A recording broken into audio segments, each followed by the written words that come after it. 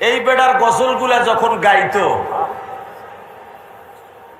জাহান্নামের আগুন মওলা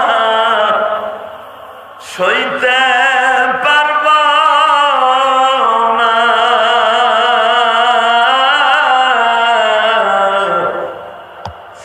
দুনিয়াতে লঙ্কা দাইয়া।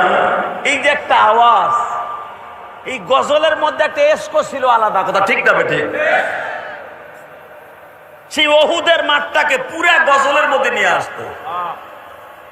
সেই দান মোবারকের শহীদের আওয়াজ আইনুদ্দিন আল আজাদের সেই কণ্ঠে, আবুল কালাম আজাদের কণ্ঠে উচ্চারিত হতো, ইশকের টান উঠে যাইতো। আমি এক সময় তার কঠিন ভক্ত ছিলাম গজলের।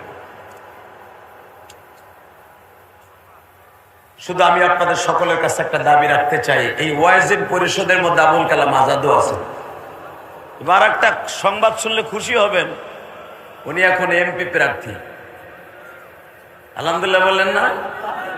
উনি ওনার এলাকার এমপি প্রার্থী। যেইভাবে দেখলাম তার পিছনে মোটর সাইকেল হাঁকাইতেছে, আমি বুঝি এখন চা খাওয়ার লেগে হাঁকাইতেছে। ইলেকশনের আগে যদি এই পরিমাণ ভালোবাসা থাকে, আইনুদ্দিন আল আজাদ এমপি হবে ইনশাআল্লাহ। আল্লাহু আকবার জোরে বলেন তো। আবুল কালাম আজাদ এমপি হবে ইনশাআল্লাহ। এমপি হোক চান না? হুজুরের সংসদে যাক চান তো আপনারা? এই হাম কবেন ঠিকই, আমাকে সামনে বুঝছেন না।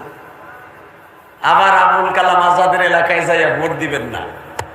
তবে একটা কথা উত্তর দেই, মৃত্যুর আগে যেন সংসদে উলামা একরামের এই দাড়ি টুপাওয়ালাদেরকে অন্তত 150 সিট দেখতে পাই।